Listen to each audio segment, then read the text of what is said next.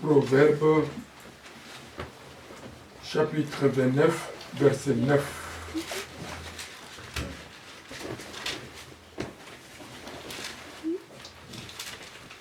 Proverbe 29, 9. La Bible dit ceci.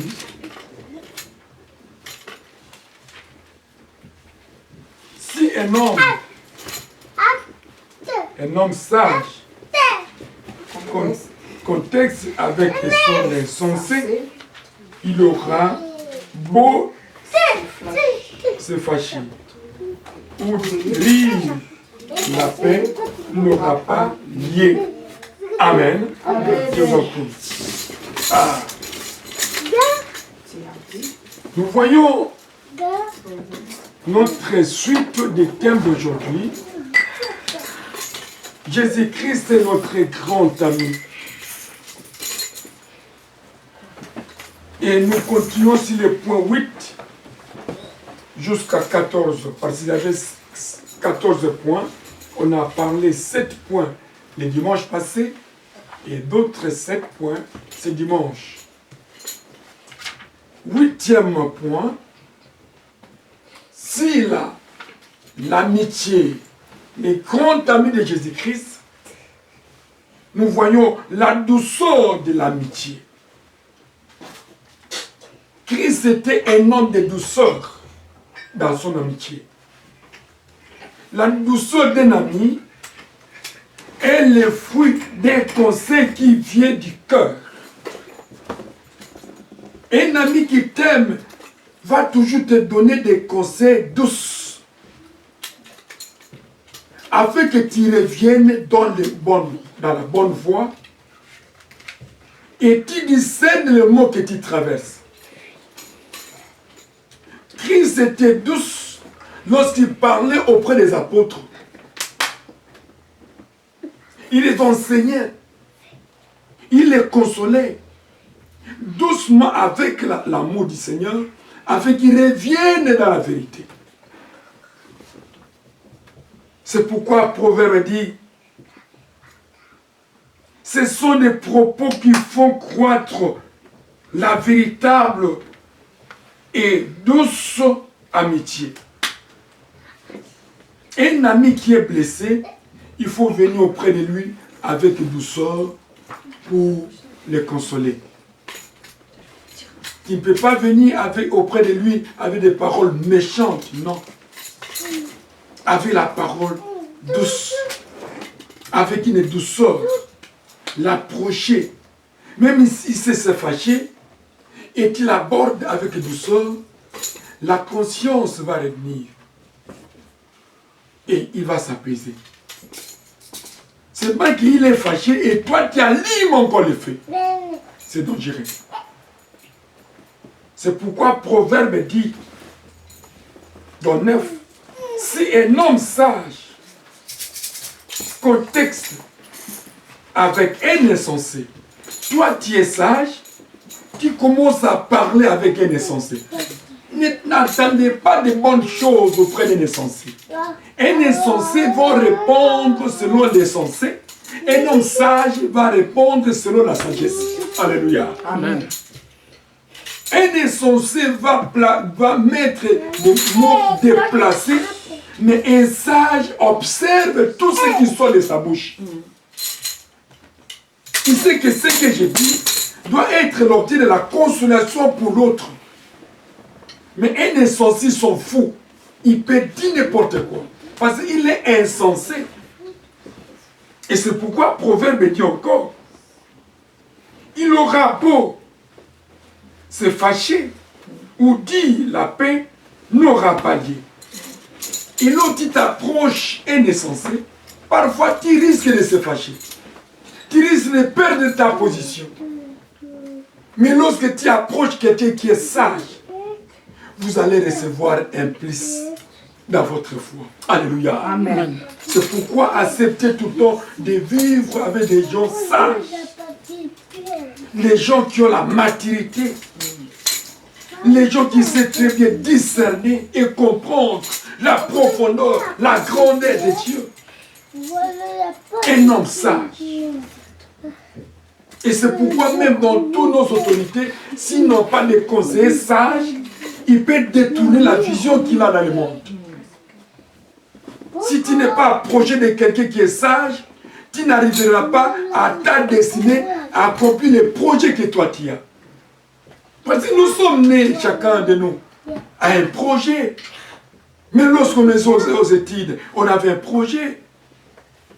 Lorsque nous travaillons, on a des projets. Lorsque nous faisons des courses, on a des projets. Mais si tu es à côté d'un sage, au contraire, il va encore nourrir ces projets-là avec sa sagesse et ça va t'offrir beaucoup d'opportunités. Alléluia. Amen. Huitième point. L'effet stimulant de l'amitié.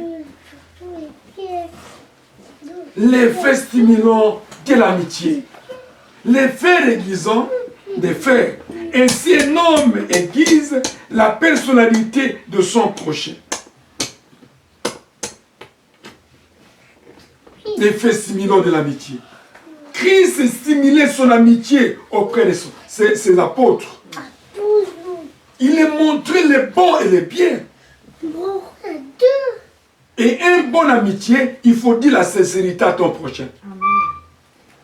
S'il a mal fait, tu lui dis c'est mauvais, la Bible condamne. Tu l'as sauvé.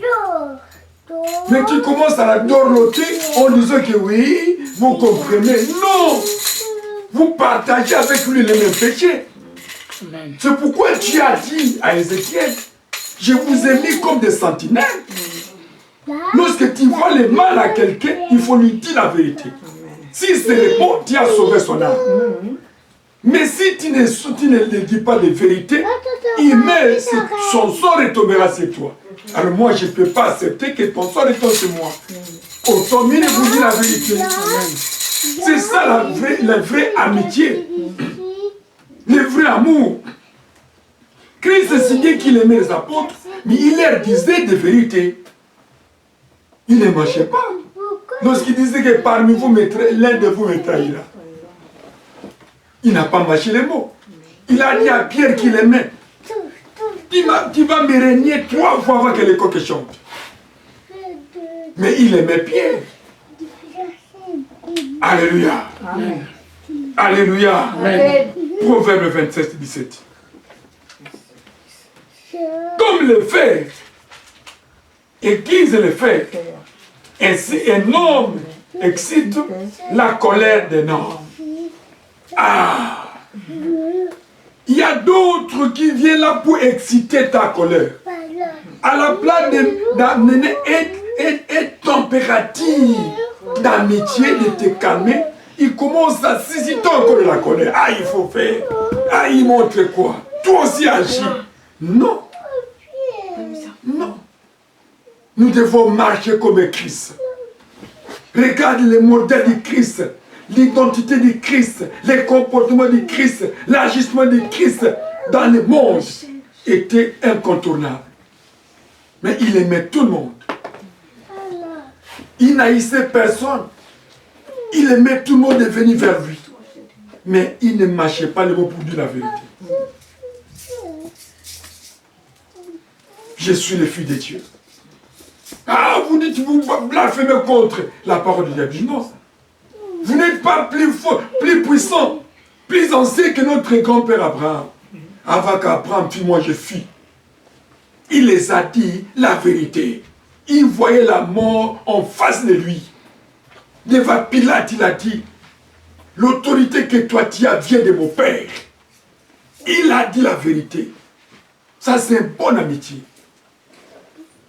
Une bonne amitié qui couvre le mal en toi. Il t'amène dans les gibets. Mais une vraie amitié, tu dis la vérité. Non, c'est mauvais. Réponds-toi. Venez vers le Seigneur. Amen. Abandonne les péchés. Christ a besoin de toi. Voilà. Ça, c'est un vrai ami. Alléluia. Amen. C'est pourquoi dans Proverbe 8, il dit, ainsi un homme excite la colère d'un homme. Il y a d'autres qui suscitent la colère. À la place de calmer, vous suscitez la colère. On suscite la colère par les mauvais propos, par les mauvaises pensées. La personne a parlé, à la place de dire non, cessez, pardonnez, effacez. Ah, lui montre quoi? Toi aussi tu dois parler. Il va te prendre quoi? Toi tu dois agir. Tu suscites la colère à la place de calmer la personne afin qu'il puisse avoir la paix. Nous sommes les ambassadeurs de la paix. Alléluia. Amen. Pour le Seigneur. Alléluia. Là, il y a des problèmes, on doit atténuer. On doit calmer par la parole de Dieu. Il est aussi écrit. La Bible nous dit ceci. N'agissez pas comme ça. Regardez la Bible. Qui si c'était écrit à votre place, il pouvait agir comment? Et la personne se retrouve, ah non, j'étais sorti. Merci pour ta parole, mon frère. Ne nécessite pas la colère, non. Étouffer, enlever la colère, donner la joie. Et vous allez voir que votre frère là, votre ami là, va commencer toujours à s'approcher de toi lorsqu'il a un problème. C'est auprès de lui que j'ai un bliss. Mon ami, je voudrais te voir. J'ai un problème, et si de suite, venez. Quoi? Oh non, ce n'est pas grave. Christ a vécu. Christ a traversé. Lui m'a dit quoi? Souviens-toi de sa parole. Automatiquement, la colère est partie et tu as sauvé la personne. Alléluia. Amen. Point 10. La réalité de l'amitié. Jésus-Christ aimait les publicains et des gens de mauvaise vie. La réalité de l'amitié. Étant des ambassadeurs du Seigneur, des serviteurs, diacres, diaconesses, évangélistes, que sais-je encore, nous devons aimer tout le monde pour les amener au Seigneur. Amen. Alléluia. Amen. Nous ne sommes pas là pour faire l'acception des personnes, non. Nous ne sommes pas là pour choisir seulement les gens, non. Les gens de bonne vie, on doit les choisir, non. Même les gens de mauvaise vie, afin qu'ils puissent échanger et venir vers le Seigneur par votre canal. Parfois, vous êtes un moyen d'arracher beaucoup de gens de venir vers le Seigneur. Mais si lorsque tu fais l'acception, Christ ne faisait pas l'acception. Ici, on nous montre qu'il mangeait avec les publicains et ça a créé un débat roulé, des incidents terribles auprès des publicains, auprès des peuples juifs. Puisqu'ils se disent, Dieu, comment il mange avec les pécheurs? Oh, Christ est venu pour les gens de mauvaise vie. Alléluia. Amen. Afin qu'ils soient sauvés. Il est mort, ce n'est pas pour les bons. S'il y avait des bons, Christ ne devait pas mourir. Et son impact sur la croix ne pouvait pas être à sa valeur. Mais il est mort pour tous les péchés, toute l'humanité, y compris les publicains, les sadducéens, les impies, les idolâtres, pour les sauver. Et c'est pourquoi il a investi de sa vie pour sauver l'humanité, pour sauver les âmes. Nous sommes des véritables gagnants d'âmes, tels que nous sommes là. Nous prêchons, nous devons gagner les âmes. Et pour gagner une âme, il faut se mettre à sa place pour l'amener vers le Seigneur. Amen, amen. Amen. Paul dit, je me suis fait païen pour gagner les païens dans le Seigneur. Ce n'est pas que les païens te gagnent, non. Mais toi, tu dois les gagner. Parce que lorsque tu amènes l'évangile de la méchanceté, il ne va pas croire. Mais amène l'évangile de paix, de l'amour du Seigneur. Et ils seront persuadés de voir la grandeur de Dieu. Alléluia. Jésus-Christ a mis les publicains et les gens de mauvaise voie. L'amitié vraie ne craint pas d'être humilié. Une vraie amitié, tiens ton frère, il n'y a pas la crainte en toi pour lui dire la vérité. La crainte n'est pas dans l'amour, mais l'amour parfait bannit la crainte. Ne craignez pas parce que ça te priver de l'argent ou les aliments. Non. Mais craignez, si cet âme et ce père, son sort retombera sur toi, parce que tu le vois, et tu as quelque chose à lui donner. Je vous donne un témoignage. Lorsque je me suis converti, j'étais servant catholique. je me suis converti au christianisme, ça a créé des incidents terribles à la maison auprès de notre grand saint. Parce que tous étaient catholiques. Pourquoi tu as quitté catholique? Pourquoi j'ai dit non. Dieu m'a appelé. Et qu'est-ce qui s'est passé? Elle a confisqué tous mes habits. Comme tu as changé l'église, maintenant votre Dieu doit te donner d'autres habits.